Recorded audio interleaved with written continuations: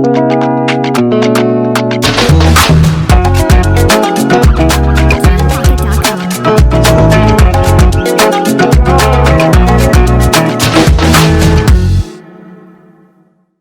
there, I am AdoraI Igunma. Welcome to the Teacher's Time Off with Adora. I want to specially welcome every subscriber. Thank you for always coming to my YouTube channel to watch content. Thank you for always being here, for liking, for commenting, for sharing. I really appreciate you. If you're a new subscriber, I say welcome. Thank you for subscribing. And I say I love you. Thank you so much. And if you're an old subscriber or you've been here all the while, I welcome you back and I say thank you and I love you for always staying tuned.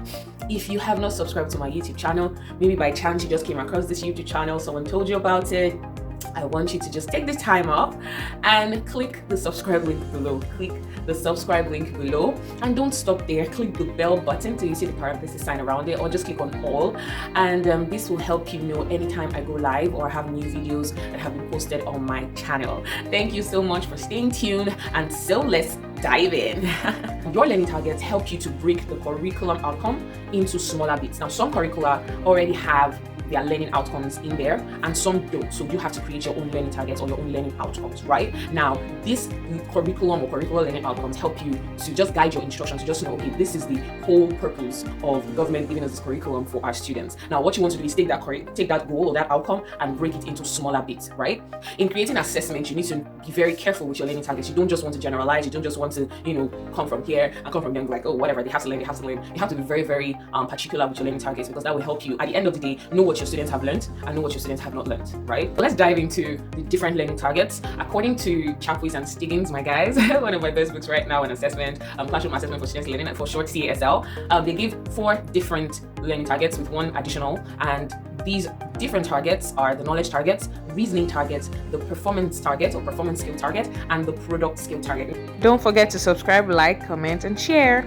Right, in continuation from our last video, I stopped at reasoning target. Now the third one we'll be talking about today is the performance skill target. From the word performance, you want them to perform, you want them to do something, more like practicals, right? Carry out an experiment. You want them to do something real-time demonstration of what you have taught them. For example, in PHE, that's physical health education, or PE in some schools, you want your students to be able to learn how to shoot a basketball. For example, you want to watch them, you want to see them execute what you have taught them, right? You want them to move from theory to practical in your presence, real time. They're not taking it home, they're doing it right there and then, or carrying an experiment in chemistry, mixing acids and bases and all of those things. Now, the fourth one is the product target.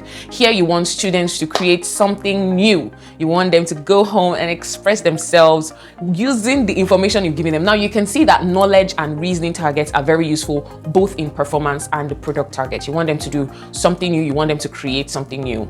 And so, for example, in home economics, right, in some schools they have home economics, like especially in Nigeria, maybe you taught them on measurement, you taught them how to measure clothing, or maybe how to sew, for example. So your project for them to create something new under the product target will be to probably make a dress or to sew a worn out shirt or dress, right? So that you can see their sewing skills, or so that you can see how they're able to measure a yard of a material or a cloth, right? So this is a product target. Now the last one is the disposition target. That's the 5th one, that is non-academic, and we don't put that in our lesson plan. These are character traits or attitudes we want to begin to see in our students even when we are done teaching. Something I tell teachers around me is that you are to teach to transform the lives of your students. They should be able to, you should be able to see a change in their attitude or character. So it's not all about the academics. There should be a part where they are growing in character, they are growing in their self-awareness, right? Towards learning, towards themselves.